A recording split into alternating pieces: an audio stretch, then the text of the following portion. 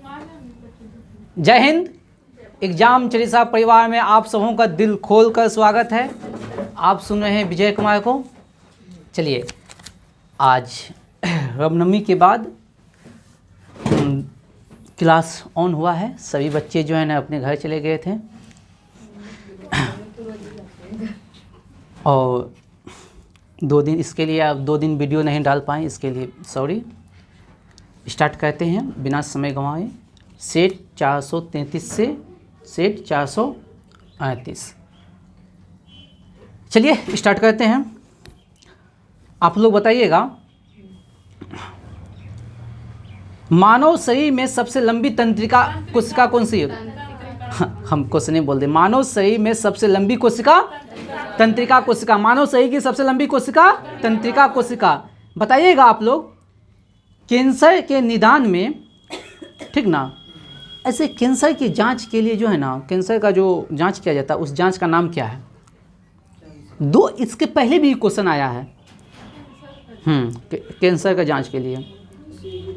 काहे के लिए बाहर तो दूध हो जाएगा। बताइए, बायोप्सी पहले भी आया क्वेश्चन। बायोप्सी होता है कैंसर के पता लगाने के लिए, बायोप्सी जांच होता है।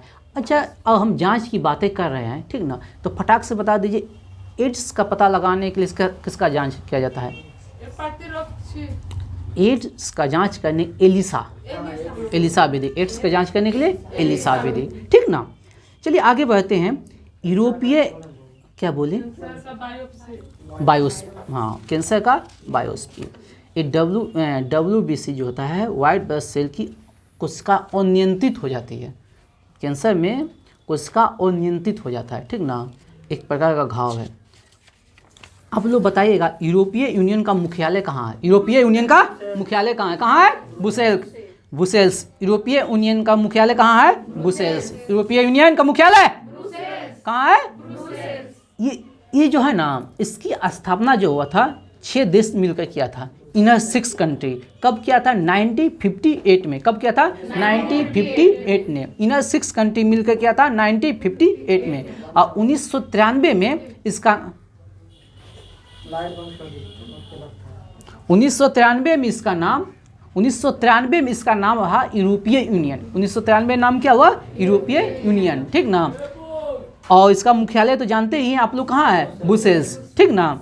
और 2020 में यूरोपीय यूनियन से ब्रिटेन अलग हो गया।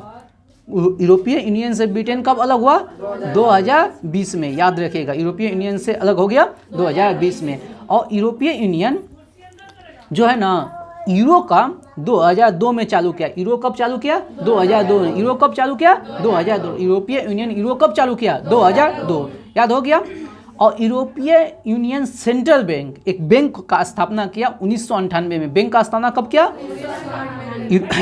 यूरोपियन सेंट्रल बैंक का स्थापना कब? 1998। कब? 1998। चलिए एक बार हम बढ़िया से देख लेते हैं। यूरोपीय यूनियन पहले किस नाम से जाना जाता था? हाँ, इनर 6 देश मिलकर किया। कब? 1958 में, ठीक ना। हाँ, 1958 में। फिर 1993 में इसका नाम बदल के हो गया, क्या जानते हैं?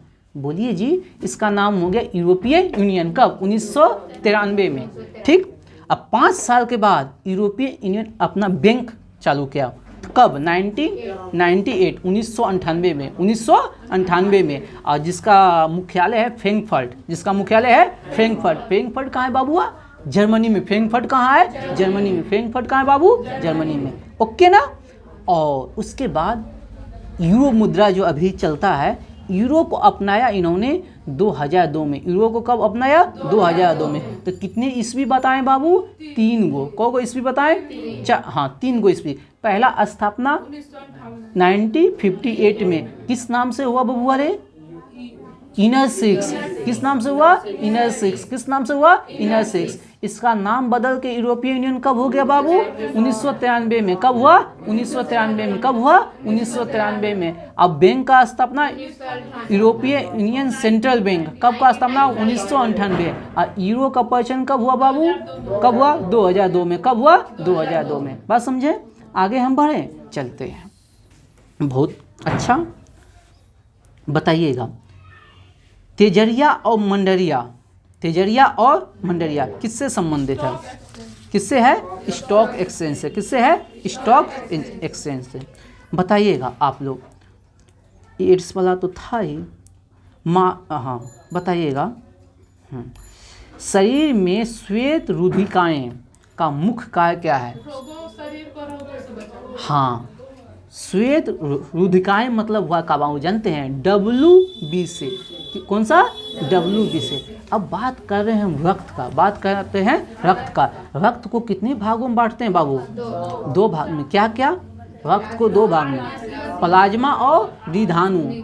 प्लाज्मा और विधानु, जिसको बोलते हैं blood corpus, blood corpuscle, blood corpuscle. Plasma और ब्लड कर्पस सेल, प्लाज्मा और ब्लड कर्पस सेल। इंग्लिश याद रखिएगा, इसका इंग्लिश सही, रुधानु में फंस जाइएगा, ठीक ना। प्लाज्मा और ब्लड कर्पस सेल 2 भाग में बांट दिए। प्लाज्मा का मात्रा होता है बाबू 60%। प्लाज्मा का मात्रा होता है बाबू कितना? 60। और ब्लड कर्पस की मात्रा होता है बाबू 40%। बात समझे बाबा? समझ में आ गया ना? प्लाज्मा कितना परसेंट बाबू? 60%। और ब्लड कर्पस कितना परसेंट बाबू? अब 60% जो प्लाज्मा होता है बाबू, उसमें जल कितना होता है, प्रोटीन कितना होता है, लवण कितना होता है, ग्लूकोज कितना होता है, चारों मात्रा पूछा हुआ है एग्जाम में बाबू। जल होता है प्लाज्मा में, जल होता है बाबू 90%, जल होता है 90%। हम याद है ना, बोले हैं बहुत बार, बोले हैं आप लोग को हम भूलने नहीं देंगे। जब भी वक्त आएगा हम इतना बात बताएंगे। प्लाज्मा 60%, जल कितना परसेंट बाबू?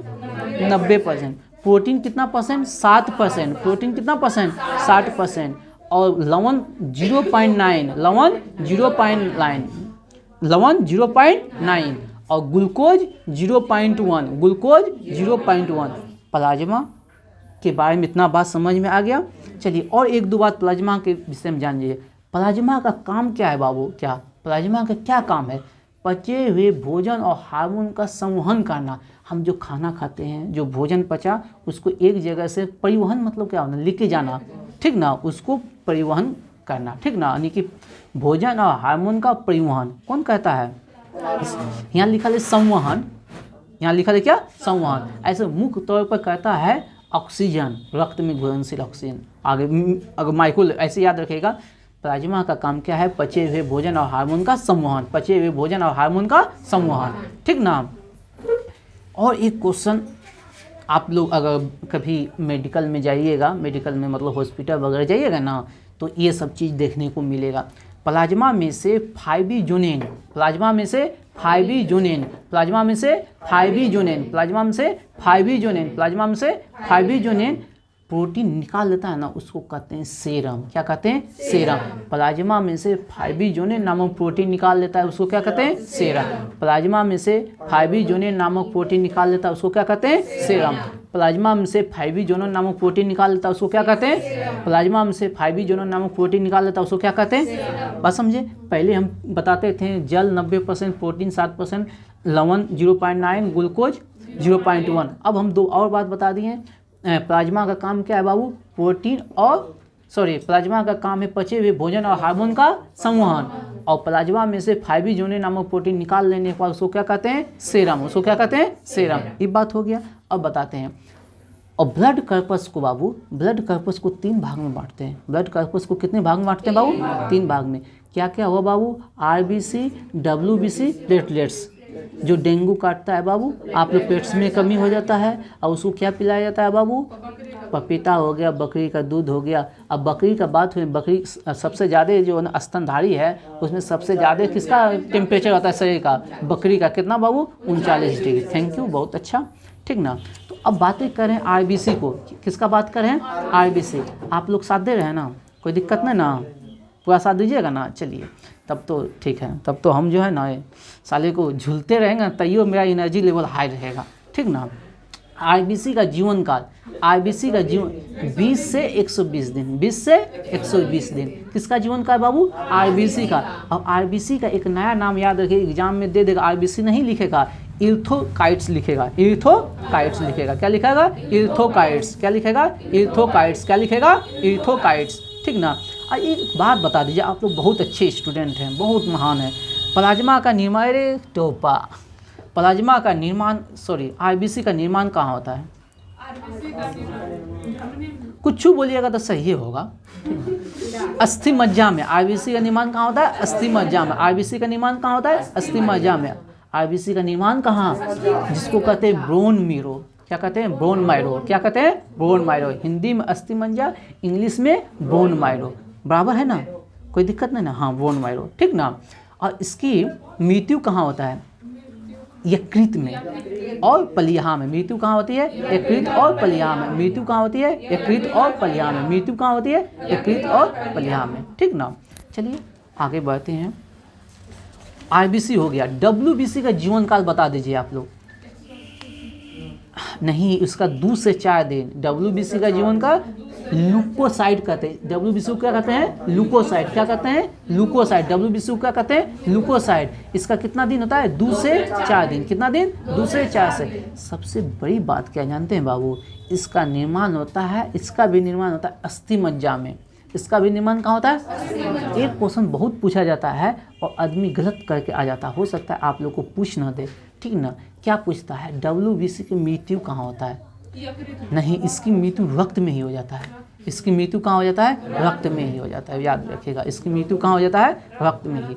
और एक बातें करें, प्लेटलेट्स की मृत्यु कितने दिन में होते हैं? प्लेटलेट्स का भी निर्माण कहाँ होता है? अस्थि मज्जा में, ठीक ना। तो सबका निर्माण कहाँ हो गया? अस्थि मज्जा।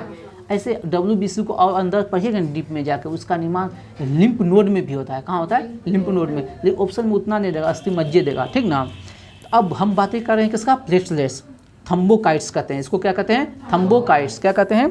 थम्बोकाइट्स। क्या कहते हैं? थम्बोकाइट्स, ठीक ना। इसका मृत्यु होता है 3 से 5 दिन। डब्ल्यूबीसी का मृत्यु बाबू 2 से 4 और इसका मृत्यु 3 से 5 दिन। कितने दिन? 3 से 5 दिन, ठीक ना। और इसकी मृत्यु होता है पलिया में। इसकी मृत्यु कहाँ होता है? इसकी मृत्यु कहाँ होता है? पलिया में। चलिए और एक बात है, कितना कितना दिन पढ़ लिए बाबू? आरबीसी का जीवन का 20 से 120 दिन। डब्ल्यूबीसी का जीवन का बाबू 2 से 4। प्लेटलेट्स का जीवन का बाबू 3 से 5। कितने दिन? पहला हुआ 2 से 4, फिर 3 से हुआ 5, ठीक ना। और एक बात, चलिए थोड़ा सा कष्ट कीजिए आप, इसको भी लगा दीजिए।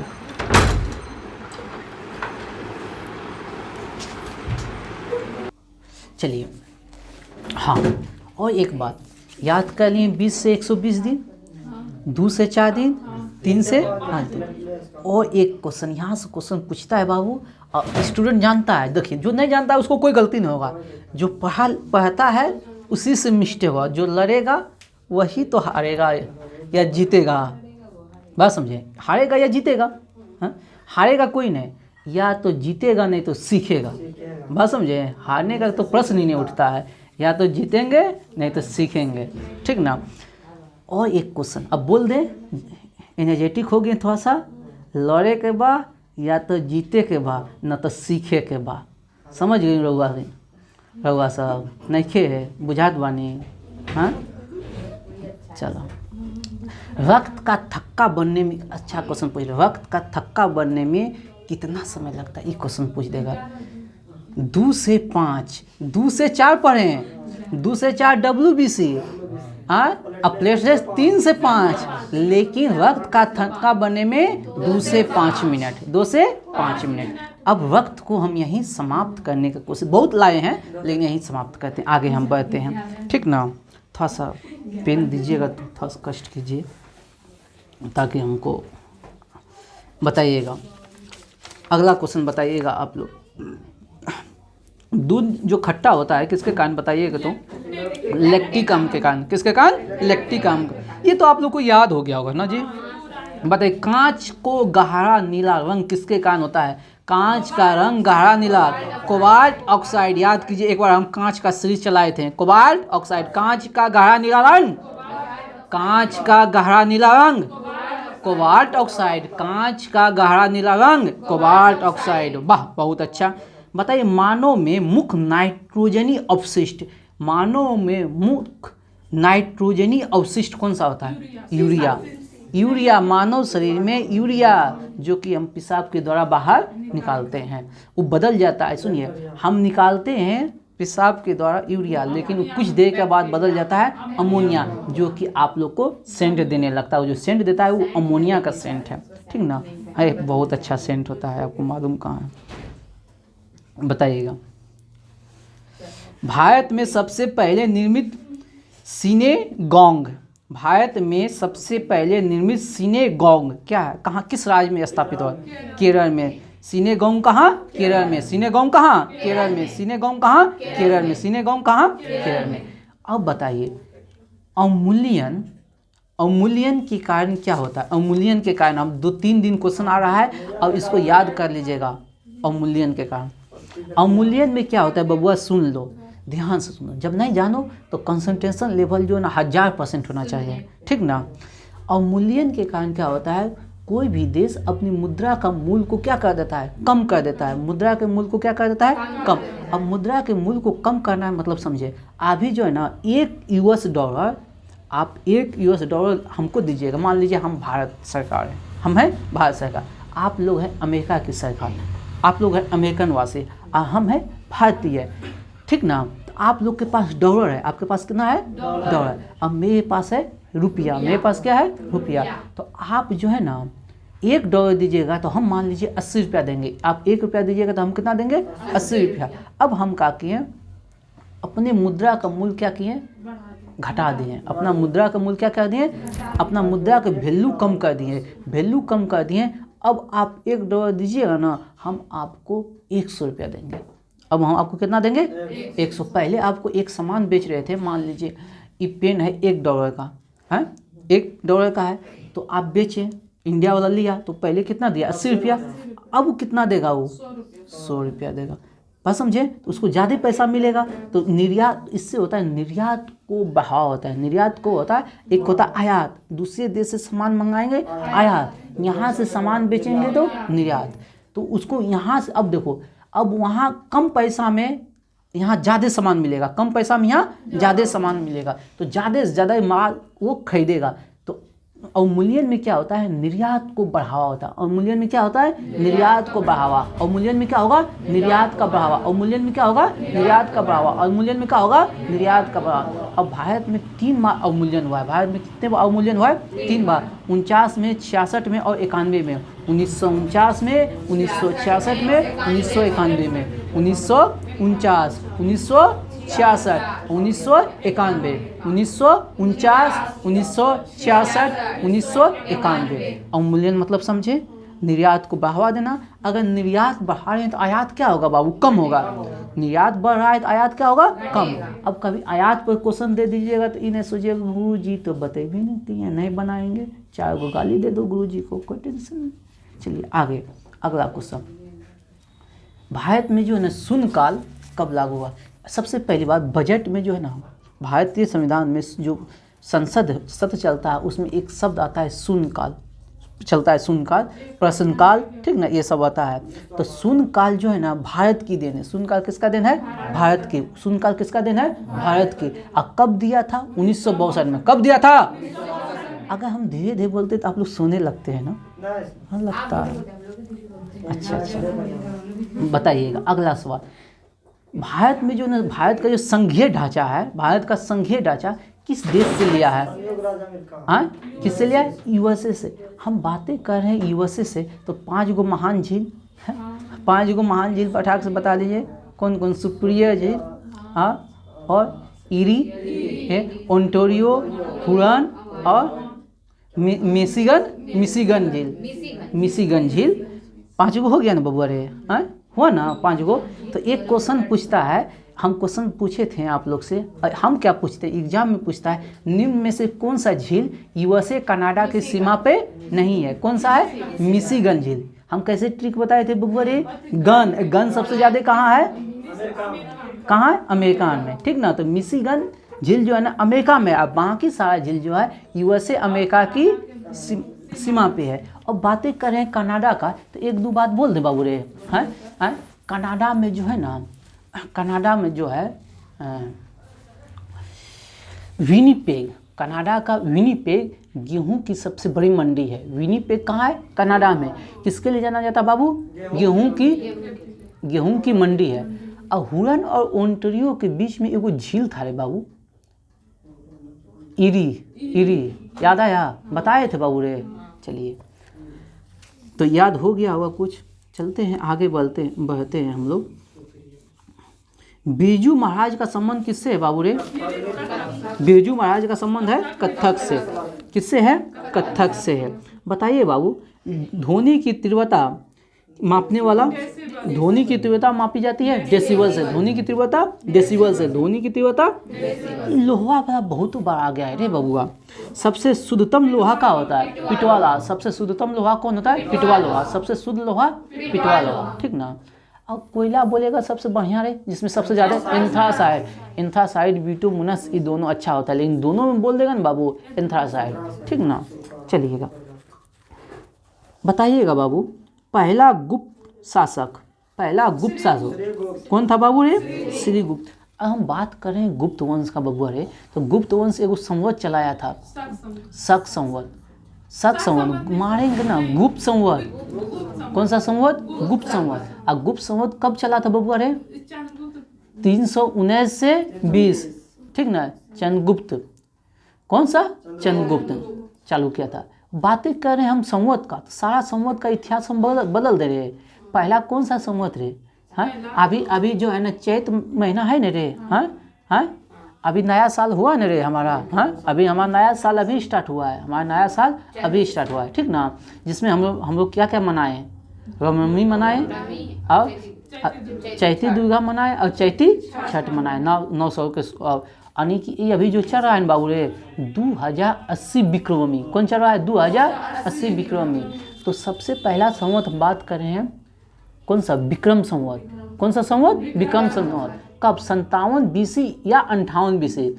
57 BC या, लेकिन जनरली मान के चलिए 57 BC, ठीक ना। किसने कौन चालू किया था बाबू रे?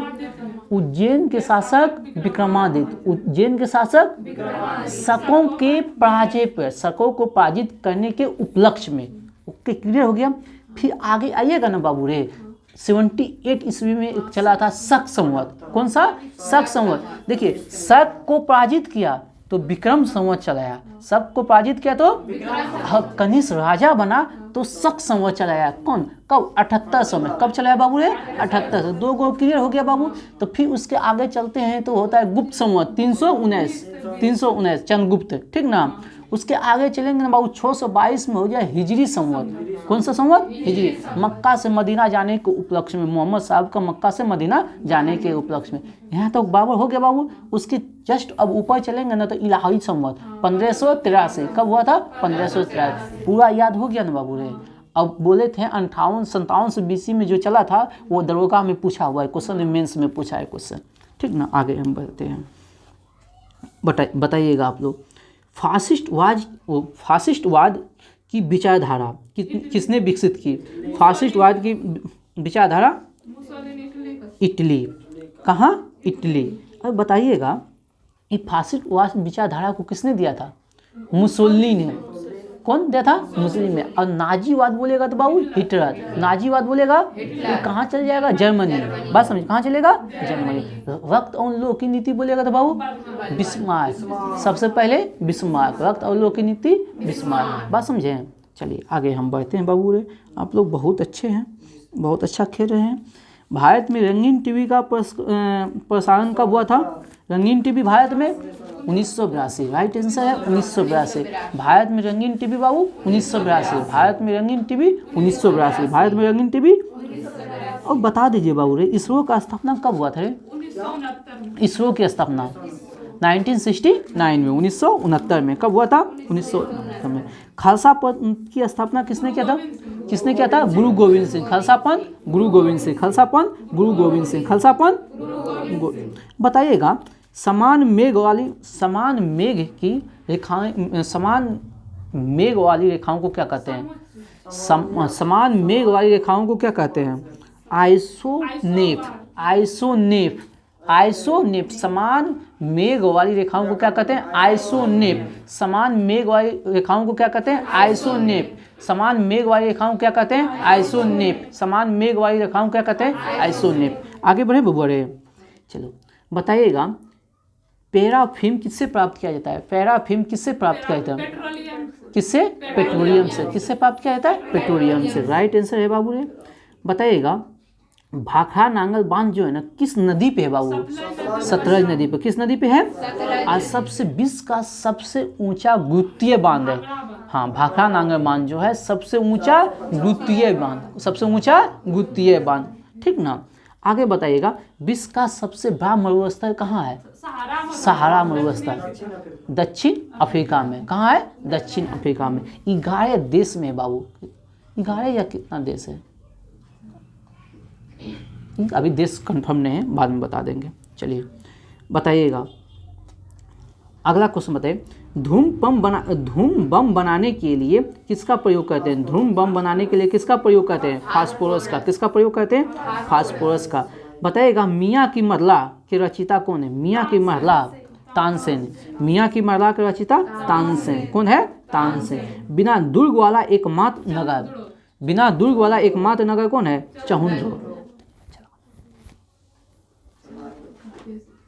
कौन सा है? चहुंझु। पसीना आने लगा उनको। सिकंदर का शिक्षक कौन है? कौन है? अरस्तु। कौन है? अरस्तु। कौन है? अरस्तु। बताइएगा, गाजर का नारंगी रंग किसके कारण?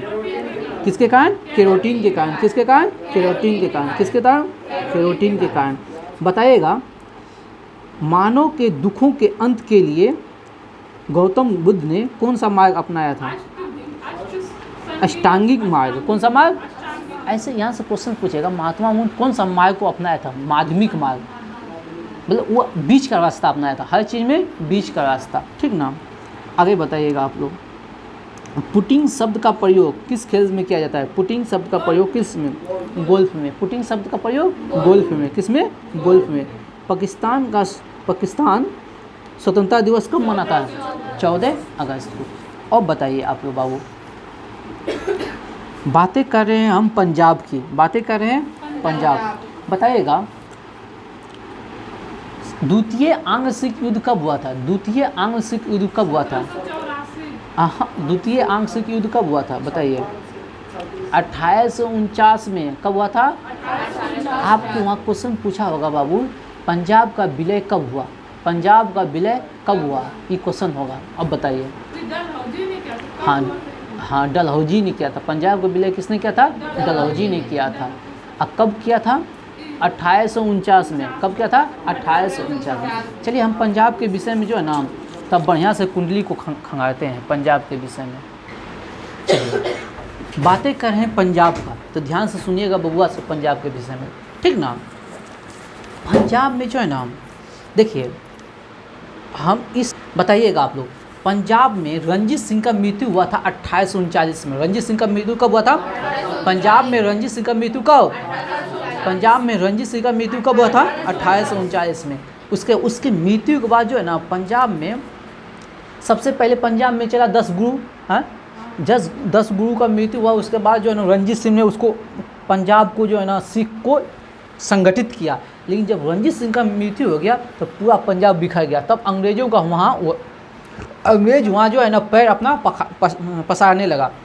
इसी क्रम में क्वेश्चन पूछेगा, पहला आंग्ल सिख युद्ध कब हुआ था? पहला आंग्ल सिख युद्ध कब हुआ था? याद रखेगा, 1845 से 1840। पहला आंग्ल सिख युद्ध 1845 से 1840। पहला आंग्ल सिख युद्ध 1845 से 1840। पहला आंग्ल सिख युद्ध 1845 से 1840।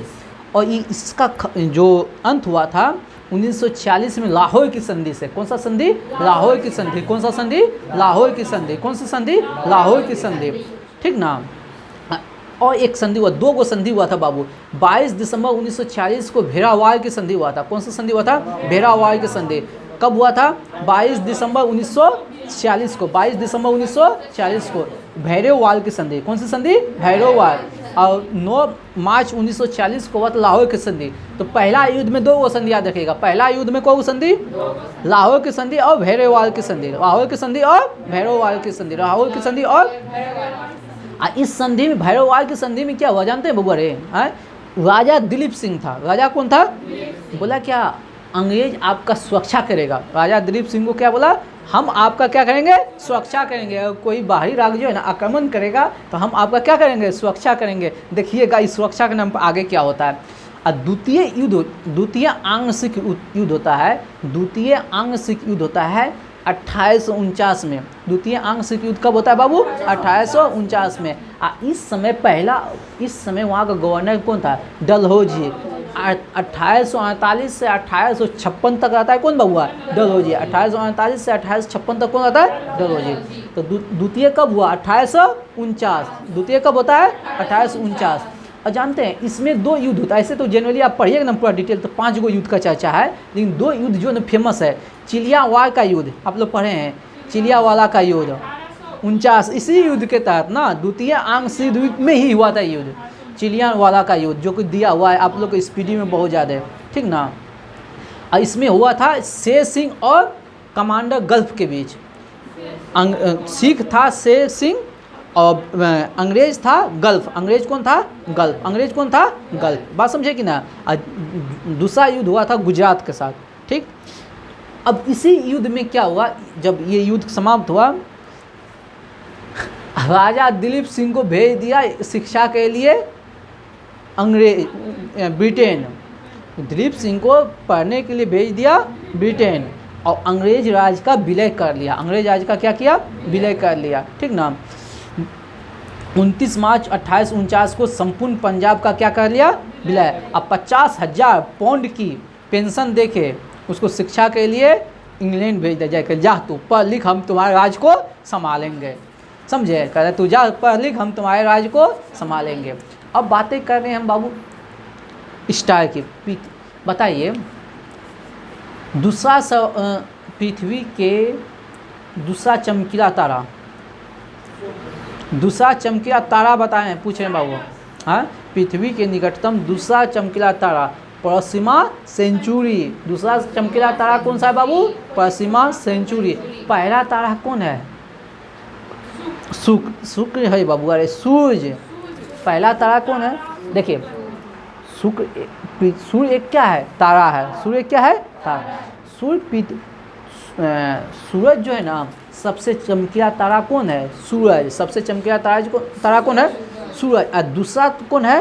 Proxima Centauri. दूसरा तारा कौन है चमकीला? Proxima Centauri. अब बातें कर रहे हैं तारा। बताइए तारा का रंग किस पे निर्भर करता है? हाँ, सूर्य के ताप पे। हाँ, सूर्य के ताप पे, उनके ताप पे तारा का रंग डिपेंड करता है उनके ताप पर, उनके ताप पे। तो तारे का हम बताए थे बाबू, तारे का लाल रंग किस पे निर्भर करता है? उसकी कम टेम्परेचर। अगर तारे का ताप कम है तो कैसा दिखाई देगा? लाल। और ज़्यादा है तो कैसा दिखाई देगा? वाइट। और उस सबसे ज़्यादा ताप है तो कैसा दिखाई देगा? ब्लू। कैसा दिखाई देगा? ब्लू। कैसा दिखाई देगा? चलिए बताइएगा। भारत का पहला समाचार पत्र बाबू रे किसने? जेम्स ए हिक्की ने 1780।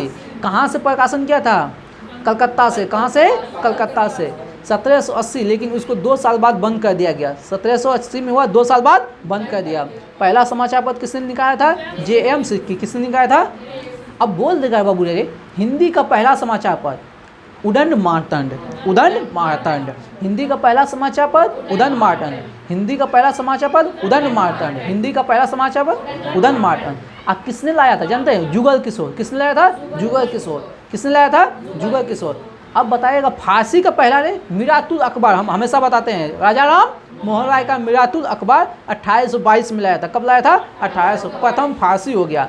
अगर बोल देगा बउआ रे, प्रथम बोल देगा आपसे अगर उर्दू, प्रथम उर्दू जाम ए जहानुमा।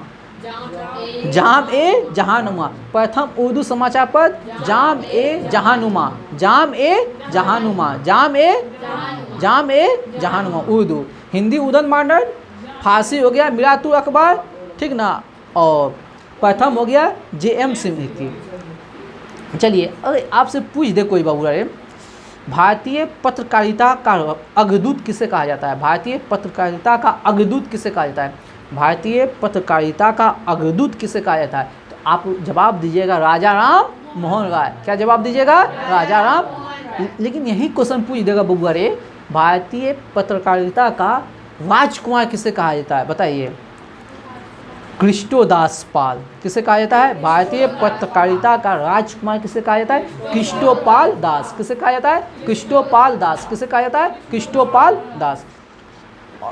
यही क्वेश्चन पूछ देगा बाबू रे, भारतीय प्रेस का मुक्तिदाता, भारतीय प्रेस का मुक्तिदाता, भारतीय प्रेस का मुक्तिदाता तो क्या होगा बाबू रे?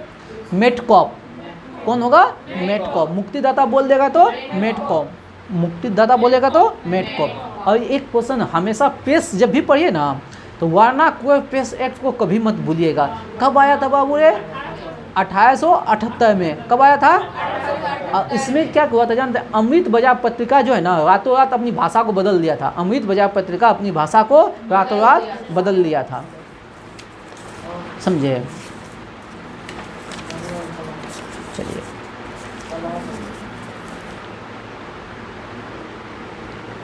हाँ, अब स्टार्ट करते हैं साइंस का मॉडल सेट 49, 50 और 51। बताइएगा मनुष्य का हृदय में कितने कोष्ठक? 4 कोष्ठक। आप लोगों को तो यादें है रे। रक्त की माप, रक्तचाप की माप किया जाता है स्पेनोमाइनोमीटर। रक्तचाप ब्लड प्रेशर किससे मापा जाता है? स्पेनोमाइनोमीटर से, ठीक ना? बताइएगा मनुष्य के आहार में कौन सा एंजाइम? टाइलिन। क्या पाया जाता है? टाइलिन। जल में घुलनशील विटामिन कौन होता है? बी और सी। कौन होता है? दूध, गाय के दूध का पीला रंग केरोटीन। किसके कारण? केरोटीन के कारण। बताइएगा शरीर में पित्त का निर्माण कहाँ होता है? यकृत में। पित्त का निर्माण यकृत में। बताइएगा कोशिका का पावर हाउस माइटोकॉन्ड्रिया। कौन होता है? माइटोकॉन्ड्रिया। बताइएगा संतान का निर्धारण किसके गुणसूत्र पर? पुरुष के। हाँ, पिता के गुणसूत्र में क्या पाया जाता है? एक्स और वाई। माता में एक्स एक्स। आगे बढ़िए बाबू रे। नारियल का कौन सा भाग उपयोग में हम लाते हैं? भ्रूण कोश। कौन सा? भ्रूण कोश। नारियल के खाने योग्य भाग? संसार का सबसे लंबा वृक्ष रे? सिकोया। क्या होगा? सिकोया। क्या होगा? सिकोया। क्या होगा? बताइएगा बाबू रे, प्रोटीन का फैक्ट्री किसे कहा जाता है बाबू? राइबोसोम। किसे कहा जाता है? राइबोसोम। प्रोटीन का फैक्ट्री किसे कहता है? राइबोसोम। आगे बताइएगा बाबू, वायरस बने होते हैं, क्वेश्चन पूछता है बाबू रे, वायरस जो होता है ना किससे बनते होते हैं? प्रोटीन और न्यूक्लिक आम। प्रोटीन और न्यूक्लिक आम। प्रोटीन और न्यूक्लिक आम याद रखिएगा, पूछता है बाबू। सुअर का गर्भा अवधि कितने समय का होता है? 114 दिन। गाय का 9 महीना, भैंस का 10 महीना, 10 महीना, और बकरी का 6 महीना। बकरी का 3 महीना, 3 महीना, 3, बकरी का 3 महीना, 3 से 4 महीना। बताइएगा रुधिर में वो धारण करने वाला व्यक्तियों में कौन सा प्रोटीन नहीं पाया जाता है? रुधिर ओ में कौन सा प्रोटीन नहीं पाया जाता है? एंटीजन। ओ में क्या नहीं पाया जाता है? एंटीजन। कभी इसको हम लाएंगे पूरा डिटेल से। बताइएगा कछुए में कितनी आंखें होती है? कोई आंख नहीं होती है। केचुए में कोई आंख नहीं होती है। हाँ हाँ, केचुआ केचुआ केचुआ केचुआ जोकटी, जिसको आप लोग गांव घर में गांव घर में जोकटकी कहते हैं, छेरला। बताइएगा मछलियों की यकृत तेल में किसकी प्रधानता होती है? विटामिन डी का। किसका होता है? विटामिन डी का। रक्त कणिकाएं के निर्माण के लिए किसकी उपस्थिति आवश्यक है? किसकी उपस्थिति आवश्यक है? बताइए। फॉलिक अम्ल। किसकी? फॉलिक अम्ल। किसकी होती है? फॉलिक अम्ल की। किसकी होती है? दर्द दूर करने वाली दवाएं में क्या रहता है? दर्द दूर करने वाली दवाएं क्या कहलाती? बताइए। एनाल्जेसिक। क्या हुआ? एनाल्जेसिक। बताइएगा गाय का जीवन काल बाबू रे 20 से 25 वर्ष। नेफ्रोलॉजी का संबंध किससे बाबू रे? किडनी से। नेफ्रोलॉजी का किडनी से, नेफ्रोलॉजी का किडनी से। कौन सी ग्रंथि मानव शरीर में उत्तेजना का कारण है? एड्रीनल ग्रंथि। उत्तेजना का कारण एड्रीनल ग्रंथि। उत्तेजना का कारण एड्रीनल ग्रंथि। बताइएगा बाबू। रक्त के जमने में किस आयन की भूमिका होती है? Calcium ion. किसका? Calcium ion. लेंगस द्वीप कहाँ पाया जाता है? अग्नाशय में। कहाँ पाया जाता है? अग्नाशय में। कहाँ पाया जाता है? अग्नाशय में। कहाँ पाया जाता है? मानव शरीर में 24 घंटे में कितने लीटर लार बनता है? 1.5 लीटर। खुजली का रोग स्कर्वी किसके कारण होता है? कवक के कारण। स्कर्वी किसके कारण? कवक के कारण। चलिए ये हो गया बाबू, स्पीडी जीके हो गया। चलिए आज का क्यूज यहीं समाप्त करते हैं। जय हिंद, जय भारत। आप लोग चैनल को सपोर्ट करें। इतना सारा प्यार देने के लिए आप लोग को बहुत बहुत धन्यवाद। इसी तरह मेरे चैनल को सपोर्ट करते रहें ताकि हम आप लोग के लिए पर डे नए हौसले बुलंद के साथ डेली वीडियो लाएं। जय हिंद, जय भारत।